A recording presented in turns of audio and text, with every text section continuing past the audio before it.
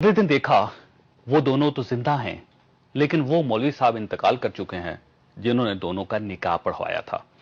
खासत Pakistan peoples party और पाकिस्तान मुस्लिम league काफ का निकाह करीब आता जा रहा है और अब किसी भी वक्त दोनों के इत्तेहाद की खबर सामने आ जाएगी।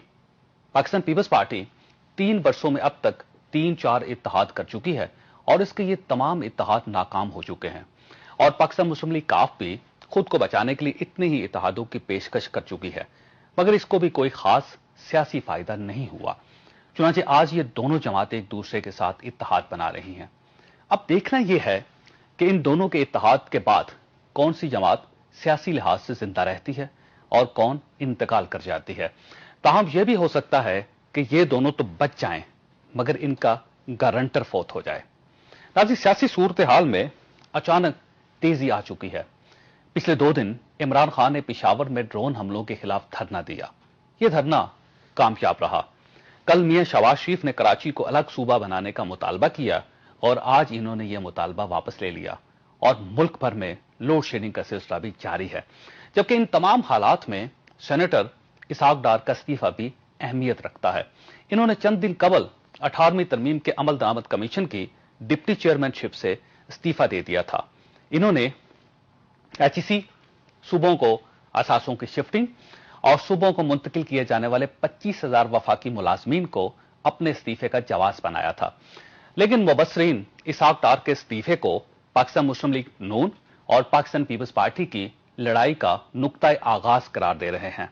मुस्लिम लीग नून हुकूमत के नए इत्तेहादियों से खाइफ है और इसने पाकिस्तान पीपल्स पार्टी के साथ अब सीधी सादी जंग छेड़ दी है। दूसरी तरफ जुमेरात के दिन एमक्यूएम और जेयूआई के वफ्द ने चौधरी शुजात हुसैन के साथ मुलाकात की। नए इत्तेहाद से एमक्यूएम को बहुत नुकसान पहुंचेगा, क्योंकि वफाक में और सिंध में काफ लीग के रुकन पाकिस्तान पीपल्स पार्टी के साथ शामिल हो जाएंगे, जिससे पाकिस्तान पीपल्स पार्टी एमक्यूएम के दबाव से आजाद हो जाएगी। यू जुल्फकार मिर्जा छुट्टियां गुजारकर वापस आ जाएंगे और एमक्यूएम के खिलाफ कराची में ऑपरेशन शुरू हो जाएगा। लिहाजा एमक्यूएम ने चौधरी शुजात हुसैन से मुलाकात करके अपने कार्ड्स खेलना शुरू कर दिए हैं और शायद चौधरी बरादरान की तरफ से हुकूमत में शमूलियत में ताखीर की वजह भी ये मुलाकातें ही हों, क्योंकि चौधरी साहब एमक्यूएम और जेयूआई को भी अपने साथ हुकूमत की तरफ ले जाना चाहते हैं। पाकिस्तान मुस्लिम लीग काफ ने हुकूमती इत्तेहाद में शामिल होने के लिए अपना एक एजेंडा भी पेश करने का फैसला किया है। इस एजेंडे में एहतसाब बिल, रजा हयात हराज की तरफ से जमा करवाए जाने वाले बिल की हमायत और पेट्रोल की कीमतों में कमी शामिल होगी। काफ लीग का यह एजेंडा तैयार है और किसी भी वक्त यह एजेंडा कौम के सामने आ जाएगा। काफ लीग यह एजेंडा अपनी फेस सेविंग के लिए पेश करेगी। खासत सेनेटर इसहाक डार ने अमल दरामद कमीशन से इस्तीफा क्यों दिया था? क्या इस इस्तीफे के बाद एचईसी बच जाएगा? इसहाक डार के इस्तीफे के बाद उन 25,000 सरकारी मुलाजमीन का क्या मुस्तकबिल होगा जो 18वीं तरमीम की वजह से वफाक से सूबों में शिफ्ट होंगे?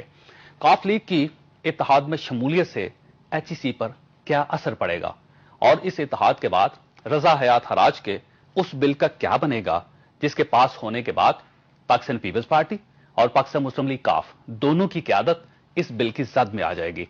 और जावेद हाशमी ने चंद दिन पहले जनरल ज़ियाउल हक की काबीना में शमूलियत पर कौम से माफी मांगी थी। पार्टी उनके इस बयान को किस नजर से देख रही है? ये सारे सवाल हमारे आज के प्रोग्राम का हिस्सा होंगे। हमारे साथ रहिएगा। हमारे साथ तशरीफ रखते हैं सेनेटर इसहाक डार साहब। पाकिस्तान मुस्लिम लीग नून के साथ इनका ताल्लुक है। 18वीं तरमीम पर अमल दरामद कमीशन के ये डिप्टी चेयरमैन थे। ये मुस्ताफी हो गए अपनी पोजीशन से और उसके बाद जो एक सियासी हालात की खराबी है उसमें यह कहा जा रहा है कि पहला कार्ड है पाकिस्तान मुस्लिम लीग नून का जो उन्होंने इस्तेमाल किया। हमारे दूसरे मेहमान डॉक्टर जावेद लगारी साहब एचईसी के चेयरमैन है और इसहाक डार साहब के इस्तीफे की एक वजह एचईसी भी बनी। और हमारे तीसरे मेहमान है रजा हयात हराज साहब। पाकिस्तान मुस्लिम लीग काफ के साथ इनका ताल्लुक है। इनका एक बिल इस वक्त कौमी असम्बली में पेंडिंग है, पता नहीं उस बिल का क्या बनता है। इसहाक डार साहब, ये बताइएगा कि रजा रुबानी साहब के साथ तो आपके बड़े पुराने तल्लुकात, ये कहा जा रहा था कि वो इसहाक डार हैं और आप रजा रुबानी हैं, लेकिन अचानक आपने इतनी बड़ी जो ड्रिफ्ट आ गई दोनों के दरमियान और बड़े हालात खराब होकर आपने इस्तीफा दे दिया। इसकी क्या वजूहात हो सकती? चौधरी साहब, वो जो हमारे तल्लुकात हैं, देखिए तल्लुकात और जिम्मेदारी में थोड़ा सा फर्क आप रखें कि वो आज भी उनसे तल्लुकात भाइयों जैसे दोस्त हैं और बड़ा अच्छा उनसे तल्लुक है। और हमने अपोजिशन का वक्त गुजारा 2003 से 2008 اور اس کے بعد پھر وہ گورنمنٹ میں ہو گئے اور ہم اپوزیشن میں بیٹھے ہیں.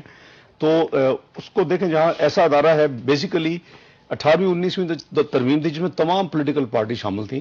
وہ ایک قسم کی پالیسی ڈیسیژن یا کانسٹیٹیوشن ڈیسیژن تھا.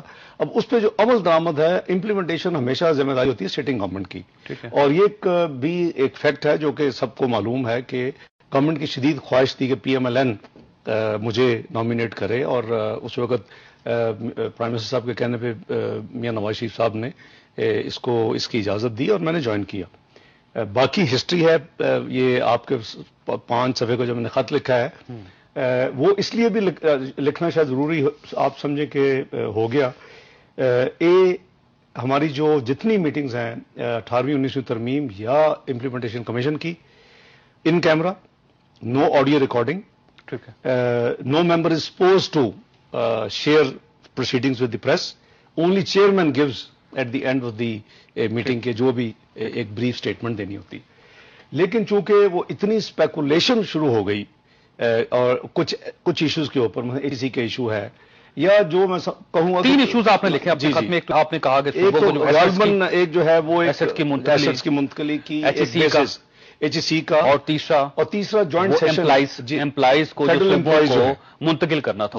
جی وہ ہمارے آئین میں ایک سن سیٹ کلوز تھی 267A آرٹیکل. وہ اس کے تحت اگر 18ویں ترمیم کے امپلیمنٹیشن میں کہیں ہمیں دقت آتی ہے تو ایک جوائنٹ سیشن سینٹ اور نیشنل اسمبلی کا اس میں آپ جو بھی اس ایمبیگوٹی کو سمپل میجورٹی سے ریموو کر سکتے ہیں. یہ ایک بڑا شارٹ کٹ اور کوئک تھا اور لیکن اس کی ایک ٹائم لائن تھی کہ جی 1 سال جب 18ویں ترمیم پاس ہوئی تھی تو اس کا مطلب 19 اپریل تک یہ کام ہو جانا چاہیے تھا. اور اس پہ ہماری کئی میٹنگ ڈسکشن بھی ہوئی اور فیصلہ بھی ہو گیا. 12 اپریل تک ایک کنسنسس ریزولوشن بھی ڈرافٹ ہو گئی صوبوں کے اور مرکز کے درمیان پنجاب سمیت. اور اس کے باوجود میں